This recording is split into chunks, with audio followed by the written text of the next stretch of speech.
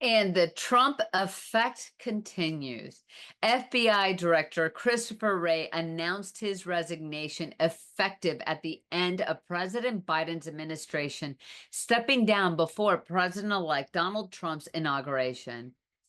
In a heartfelt town hall at FBI headquarters, Wray explained his decision, citing the importance of protecting the Bureau from political turmoil and maintaining its mission integrity.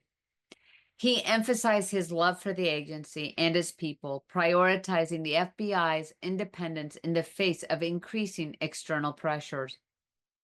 Wray's decision comes after a tenure marked by bipartisan criticism, particularly from Trump and his allies.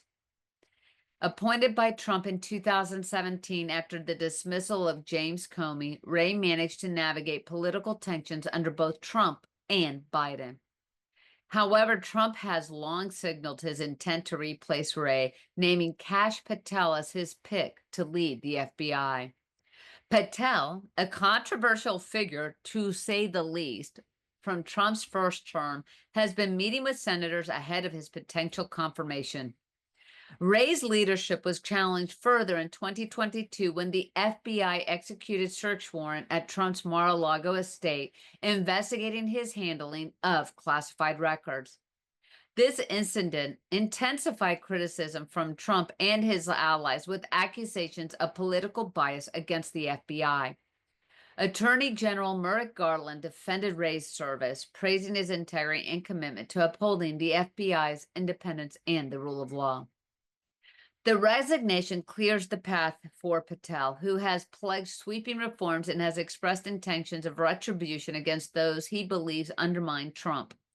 Patel's nomination has drawn sharp criticism from Democratic lawmakers and some former Trump officials, including John Bolton, who compared the appointment to authoritarian practices. Despite these concerns, Patel's nomination appears to have Republican support, with some viewing him as a catalyst for change within the FBI. Throughout his tenure, Wray prioritized countering national security threats such as espionage by China, Russian interference, and cybersecurity risks. He also focused on internal operations, including recruitment and modernizing the Bureau. His departure marks the end of an era defined by efforts to maintain the FBI's apolitical stance amid an increasingly polarized environment. As Wray steps down, the transition signals a significant shift in the FBI's leadership and direction under a new administration. While Trump's nomination of Patel raises concerns about the agency's future independence, Wray's final message to FBI employees was clear: uphold the principles of fairness, integrity, and commitment to the Constitution, regardless of political changes. And as people are still pondering the election and what went right and what didn't, one thing is for sure: how Mexico's soap opera tycoons became the country's Trump whisperers. Donald Trump's surprising performance among Hispanic voters in the 2024 presidential election can be partially attributed to his son-in-law, Jared Kushner's connections with prominent Mexican media executives.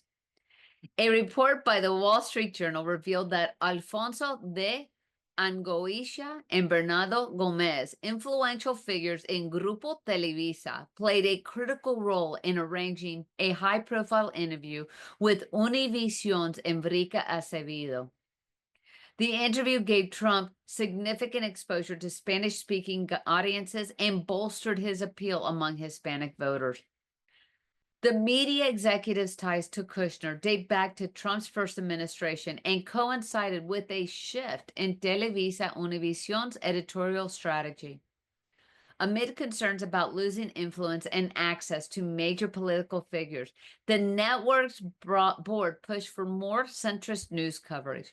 This provided an opening for the Trump campaign to tap into a Hispanic voter base traditionally aligned with Democrats. A significant portion of Hispanic voters, about a quarter, rely on Spanish language media for news. The Univision interview gave Trump access to this audience, enabling him to discuss contentious issues like the prosecution of political opponents and his administration's family separation policy. Despite these controversial topics, the interview helped reshape Trump's image for many viewers, presenting him as a viable candidate rather than a polarizing figure.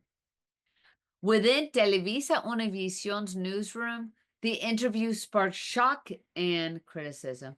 Many staff members were surprised by the network's decision to feature Trump prominently, given his past inflammatory remarks about Mexican migrants. News anchor Enrique Acevedo defended his approach, arguing that confronting Trump would not generate meaningful news. The interview highlighted Televisa Univision's growing influence in the U.S. media landscape, bridging Spanish-speaking and mainstream audiences. The interview proved impactful, signaling a shift in voter intentions toward Trump.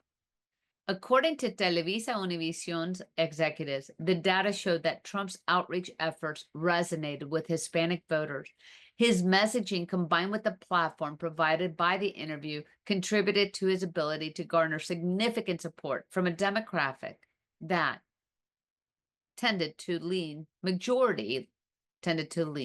Democratic. Ultimately, Trump's collaboration with Kushner, Angoitia, and Gomez, along with Televisa Univision's strategic pivot, played a pivotal role in shaping his 2024 campaign success among Hispanic voters and reshaping how Republicans will proceed forward. And not to underscore the importance of this targeted media engagement, there is another media tycoon that seems to be jumping on the Trump wagon, and that is Mark Zuckerberg. Mark Zuckerberg, the founder of Facebook and Meta, the parent company of Facebook and Instagram, has donated $1 million to President-elect Donald Trump's inauguration fund, signaling an effort to mend relations with the incoming administration. This donation, confirmed by Meta and reported by major outlets like CBS, Wall Street Journal, and others, stand out as Meta did not make similar contributions to the inaugural funds for President Joe Biden in 2020 or Trump's first inauguration in 2016. Inauguration funds typically cover the cost of events and activities associated with a president taking office, though they are often used as a way to gain favor with the new administration. Mark Zuckerberg, Meta CEO, has had a complicated relationship with Trump. While Trump previously criticized Facebook as anti-Trump and labeled it as an enemy of the people, tensions escalated when Meta suspended Trump's accounts following the January 6th Capitol riot. The band strained ties between the two, with Trump continuing to publicly attack the company, accusing it of censorship and bias. And despite these challenges, recent interactions suggest a thawing of relations, including a private dinner between Zuckerberg and Trump at Mar-a-Lago. Trump's criticisms of Meta have included accusations of unfair practices, particularly favoring Facebook over TikTok in regulatory matters. He also alleged that Meta bowed to pressure from the Biden administration to suppress certain content during the COVID-19 pandemic, which Mark Zuckerberg did this year admit that he did succumb and issued a public apology to all Facebook account holders for their censoring based on pressure of the administration, the Biden administration. However, Trump's tone towards Zuckerberg has softened in recent months. In October, he acknowledged Zuckerberg's efforts to avoid election interference and thanked him for a supportive phone call following an assassination attempt, which, for those of you who may remember, right after the assassination attempt, Zuckerberg was being interviewed, and he even stated that that was probably one of the coolest badass things. He's like, you gotta admit, that was badass when Trump stood back up, blood on his face, pumping his fist in the air. Despite this improving, thawing relationship, Zuckerberg remains less closely aligned with Trump compared to Elon Musk. who has been self-proclaimed first buddy to the president.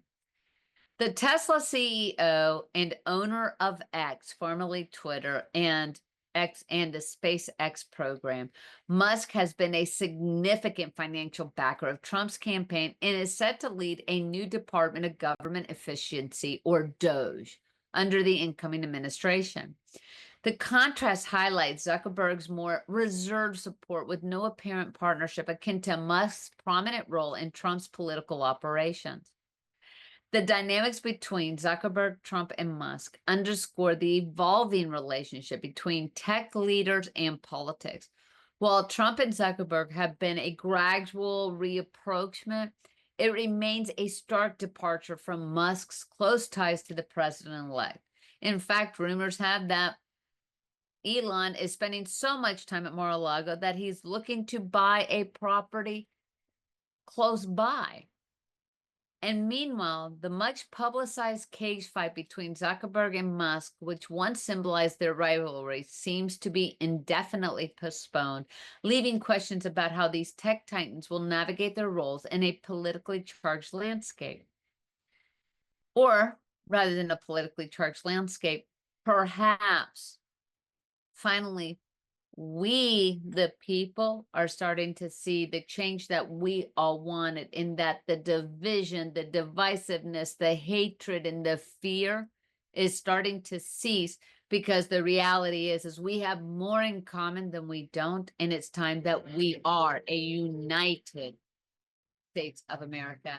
We're going to take a quick break, and we're going to wrap up with some other interesting news about the prospective cabinet nominees.